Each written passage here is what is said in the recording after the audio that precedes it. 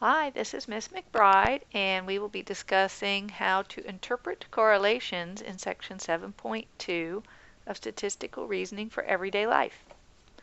This is actually a tricky learning goal because it's trying to increase your awareness and have you think about cautions.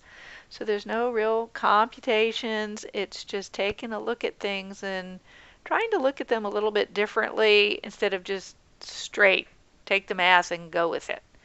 That's the hardest part of statistics. So we are going to be aware of important cautions concerning the interpretation of correlations, and we're specifically going to look at the effect of outliers, the effect of grouping data, and the crucial fact, and I can't say this one enough, is correlation does not necessarily imply causation or causality. In other words, because two things are related has nothing to do with the fact that one caused the other. I'll give my famous example. You had a whole bunch of people who got in a car wreck one day. When they went to the hospital, one of the questions that they were asked is, did you have breakfast this morning? Yes. Did you have milk with your breakfast? Yes. Hence, anybody who has milk for their breakfast is going to get in an accident that day. No. So just because something happens and there's a correlation does not imply causation. That requires a lot of work and study to figure out, hence the field of statistics. So the first thing we want to take a look at is beware of outliers.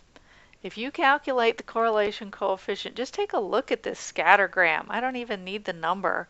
I can look at it and go, everything's all clumped down in the lower left quadrant here. But I got that one guy way up there. So if I did a visual straight line, it looks like there's kind of a correlation. And in fact, if you put this data into your graphing calculator and work out the R value, it's 0.880. So if you just looked at that correlation, you go, wow, that's pretty strong. But your common sense, if you're looking at it, goes, well, wait a minute. This is all clustered over in one corner. It's just that one data point in the far upper right. If I take that away, just cover it up, the correlation is now gone. And if I re-enter those values in my calculator, well, my correlation coefficient is now 0. There's no linear correlation at all. So beware of outliers. They can mask a correlation as well. So when I go to do my study here, we're going to do a scatter plot of the number of calories a person consumes in a day and see how it correlates with the time spent in vigorous bicycling. Well, before I even go any farther, you would probably hypothesize that the higher the time cycling, the higher the calories you burn because exercise creates burning of calories. So we set up a study. We sample 10 women, all cyclists of approximately the same height and weight. We're trying to be careful of our confounding variables. Over a period of 2 weeks, you ask each woman to record the amount of time she spent cycling each day and what she ate on each of those days. So we use the eating records to calculate the calories consumed. Here's a scatter plot. When I take a look at it, here's their mean time spent cycling is on my horizontal, that's my explanatory variable, and my mean caloric intake on the vertical is my response variable. So I'm going to look at how cycling creates a response in the calories per day. So the question is, do higher cycling times correspond to higher intake of calories? Well, when we take a look at it, you can see a very nice upward trend there, which makes sense that it's a positive correlation. But when I run the numbers, the correlation is very weak. So take a look at those 2 points there that are outliers. They're far away from the other data.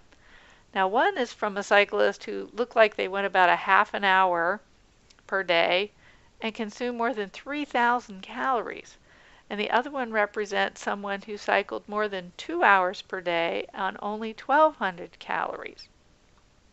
It's difficult to explain given that all the women in the sample have similar heights and weights.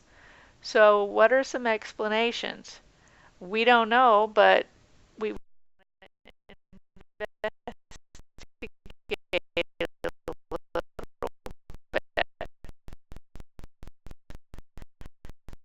we might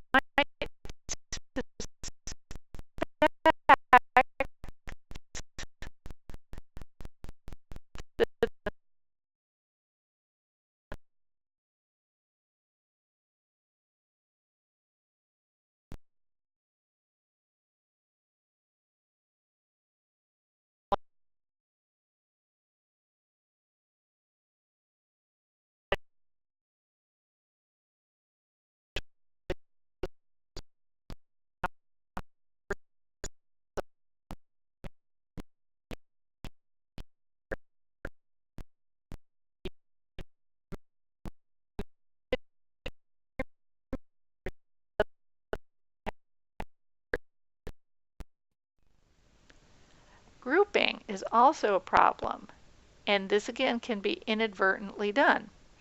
So sometimes the correlation can be misinterpreted when the data is grouped incorrectly. It can show some hidden things.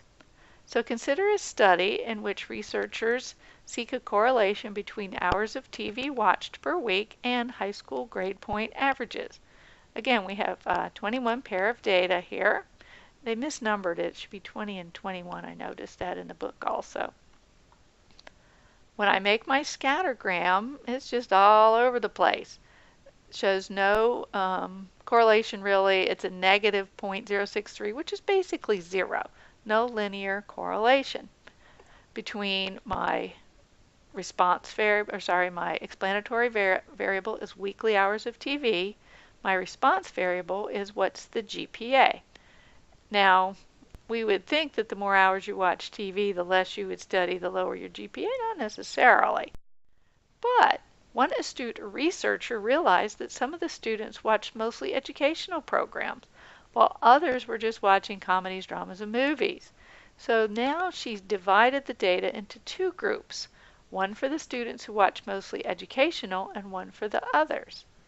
Now we put those into table 7.4, and my group 1 is the educational with the number of the student there.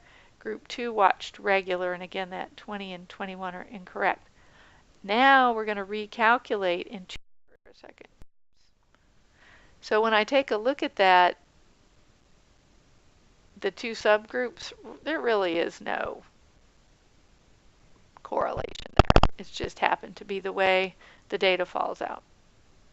And again, how do I know that for sure? I have to kind of take a look at it and look at common sense at the same time.